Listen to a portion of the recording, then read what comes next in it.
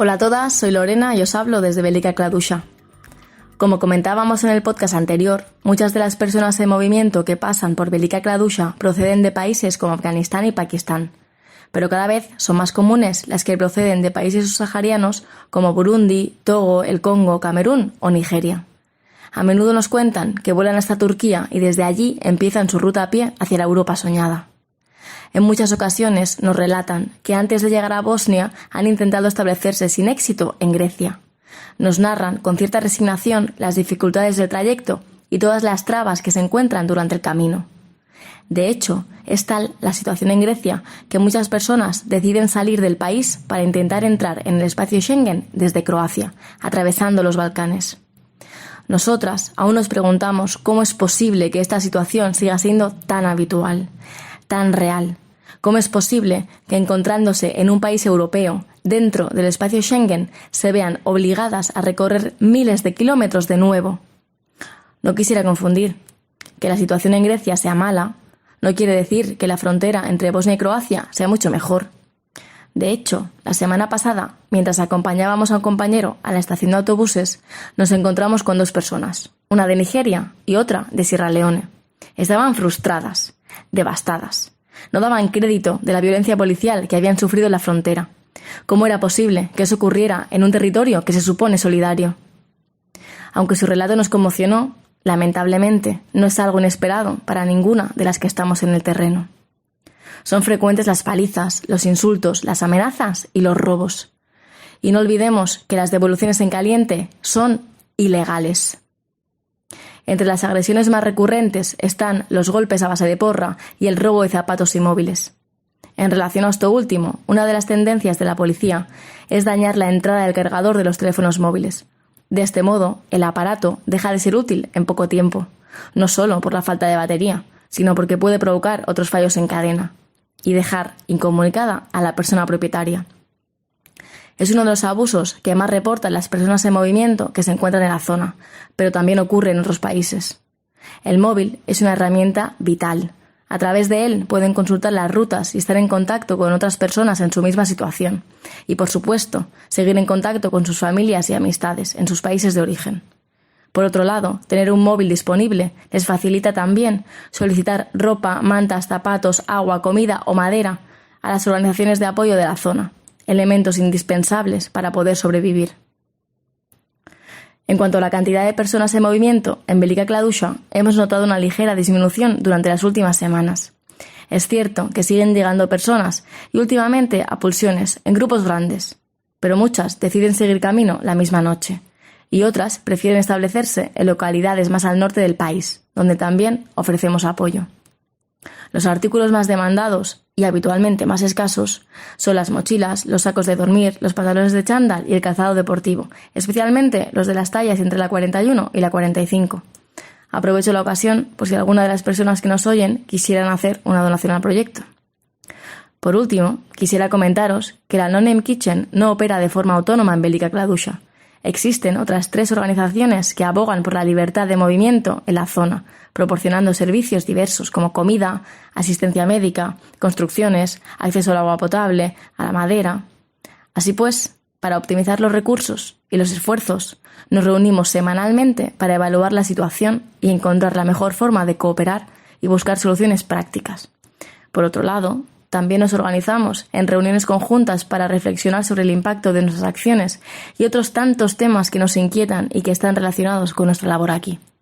Eso es todo por ahora y hasta la próxima.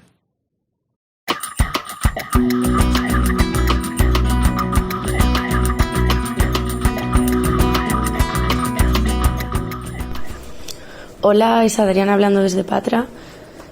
Los jóvenes siguen llegando para encontrar un refugio en las fábricas abandonadas cerca del puerto de Patra.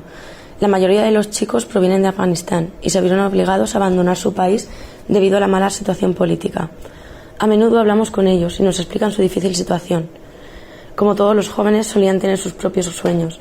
Uno quería ser profesor de inglés, otro deportista profesional. Sin embargo, esas oportunidades no existen en Afganistán. Tienen dos opciones: luchar y temer, o escapar y dejar atrás todo lo conocido. Es muy triste que a los menores en Afganistán no se les brinde una buena educación y que a menudo sean manipulados. Como un ejemplo de esto es que los jóvenes acaban pidiendo armas. No van a la escuela, no saben escribir, nos dice un hombre de la fábrica. Algunos se dan cuenta del peligro de la guerra y han decidido emprender un largo viaje a Europa, incluso cuando son solo niños o adolescentes. Algunos de ellos vienen a Patra e intentan jugar al llamado juego, que consiste en tratar en llegar a Italia en ferry debido a la falta de vías seguras y legales para continuar hacia otros países europeos. Mientras intentan jugar al juego, a menudo tienen muchas lesiones. Últimamente ha habido algunas lesiones como rasguños, heridas, dolores en la espalda y golpes varios. Los médicos de nuestro equipo siempre están dispuestos a ayudar, proporcionando cremas, analgésicos o vitaminas. Además de esto, los chicos tienen muchos otros problemas. Un día de la semana pasada, 2 chicos nos contaron que la policía destruyó sus teléfonos mientras intentaban hacer el juego. Nosotros les prestamos algunos teléfonos, pero descubrimos que los teléfonos rotos es algo recurrente. Van cambiando el número de chicos en las fábricas, porque unos vienen, otros siguen su camino, otros se quedan. Uno de los lugares donde vamos a diario, el número de personas ha aumentado recientemente. En cambio, en otro lugar, el número ha disminuido durante estos últimos días. Pero está aumentando de nuevo. Vienen muchos menores estos días. Los chicos viven en condiciones muy duras y tienen que soportar terribles recuerdos. Para animarlos, nuestro equipo decidió comprar algunos equipos y organizamos una noche de cine en la pequeña fábrica. Era una película en idioma farsi para que los chicos pudieran entenderla. Estamos felices de poder ayudar e interactuar con ellos. Como dijo una persona, una mano amiga puede ser un rayo de sol en un mundo nublado. Esto es todo desde Patra por ahora.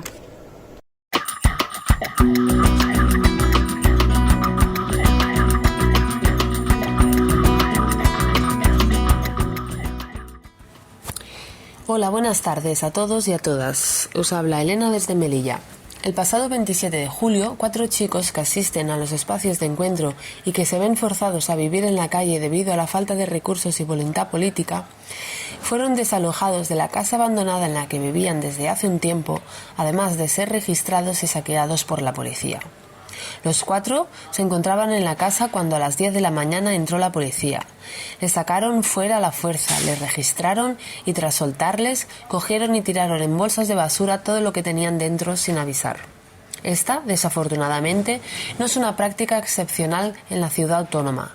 La policía está constantemente vigilando a los jóvenes en situación de calle, para de alguna manera tirar sus pertenencias. Uno de los chicos que sufrió dicho desalojo nos comenta que los días anteriores habían notado la presencia de la policía en los alrededores, por tanto no fue casualidad. Queremos visualizar el abuso de poder por parte de la policía y el racismo institucional que sufren estos chicos. No solo se ven forzados a vivir en calle sin otra opción, sino que son perseguidos por ello. Por otro lado, esta semana os contamos que últimamente están entrando más chicos a nado. Cada vez se realiza más el risky, práctica peligrosa y que en muchas ocasiones acaba en heridas graves o incluso la muerte. Hace unas semanas, un chico llegó al espacio con quemaduras de hasta 3er grado producidas por el motor del barco, al quedarse dormido cuando estaba escondido. Otras personas han sufrido fracturas y múltiples heridas graves, y hace un año aproximadamente un chico se quedó paralítico al caer desde el escondite por el que intentó acceder al barco. Nos gustaría destacar que durante esta semana hemos notado como varios chicos han optado por la vía de la petición de asilo, alternativa a la práctica de risky. Es una opción menos peligrosa en cuanto a posibles daños físicos y emocionales, pero sabemos que sigue sin ser un mecanismo de migración seguro, pues a lo largo plazo no es una opción estable y con posibilidad de regularización. Por tanto, seguimos exigiendo una vez más vías legales y seguras. Hasta aquí me despido, hasta la semana siguiente. Muchas gracias.